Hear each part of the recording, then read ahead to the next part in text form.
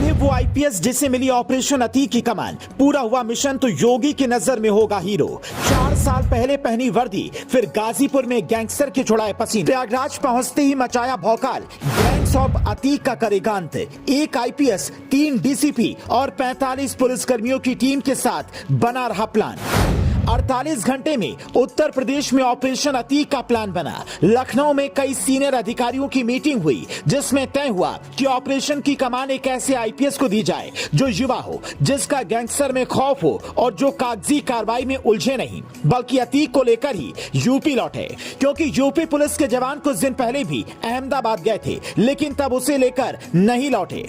तब supreme court में अतीक ने अपने वकीलों को दौड़ा दिया था। इस बार पुख्ता प्लान था। इलाहाबाद के एमपी एमएलए कोर्ट के जज ने आदेश निकाला कि 28 मार्च को अतीक को कोर्ट में हाजिर किया जाए। उसके बाद 45 पुलिसकर्मियों की टीम अहमदाबाद रवाना हुई, जिसे लीड कर रहे थे आईपीएस अभिषेक भारती। इस टीम में एक आईपीएस, 3 डीसीपी भी हैं, जबकि बुलेट प्रूफ जैकेट पहने कई हथियारबंद जवान भी मुस्तैद हैं, जिन्हें यह आदेश है कि किसी भी तरह की कोई गलती नहीं करना। आईपीएस अभिषेक भारती के बारे में कहा जाता है कि ये वही पुलिस ऑफिसर है जिनका खौफ गाजीपुर के गैंगस्टर में आज भी भरा हुआ है।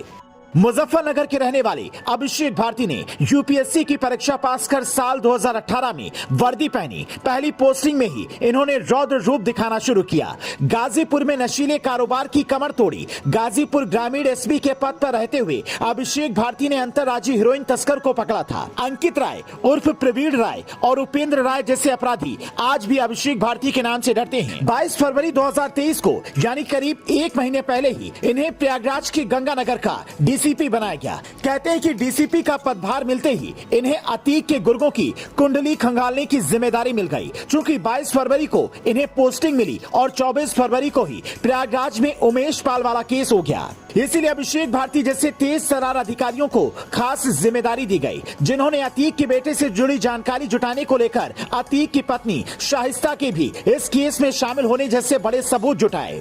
कहा जा रहा है कि अगर ये ऑपरेशन इन्होंने तरीके से पूरा किया तो फिर योगी की गुड बुक में शामिल हो जाएंगे। जैसे एनकाउंटर स्पेशलिस्ट कई अधिकारी सीएम योगी के एक फोन पर उपद्रवियों की हवा खराब कर देते हैं, वैसे ही भरोसा फिर योगी इन पर भी जता सकते हैं। अतीक के यूपी पहुंचने के बाद भले ही इनका एक मिशन खत्म हो, लेकिन दूसरा मिशन तब तक शुरू रहेगा जब तक अतीक का बेटा असद नहीं पकड़ा जाता।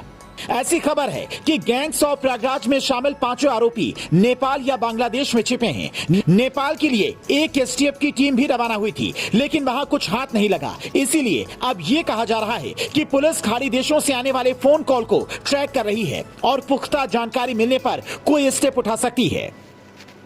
हालांकि अतीक के यूपी में आने से इस केस को सॉल्व करना पुलिस के लिए भी थोड़ा आसान हो सकता है, क्योंकि अब वो आसानी से सारे राज उगलवा सकती है। अब तो अतीक की पत्नी की एक फोटो भी मीडिया में आ चुकी है, तो शाहिस्ता को पकड़ना भी पुलिस के लिए आसान हो सकता है। हालांकि इस फोटो की सत्यता की पुष्टि हम नहीं करते, लेकिन इतना जरूर कह सकते हैं कि अतीक के खौफनाक साम्राज्य का अंत होने में अब ज्यादा वक्त नहीं बचा है। सीएम योगी की इस कार्रवाई और आईपीएस अभिषेक भारती के एक्शन पर आप क्या कहेंगे? हमें कमेंट करके बता सकते हैं। Bureau report, leading Bharat TV.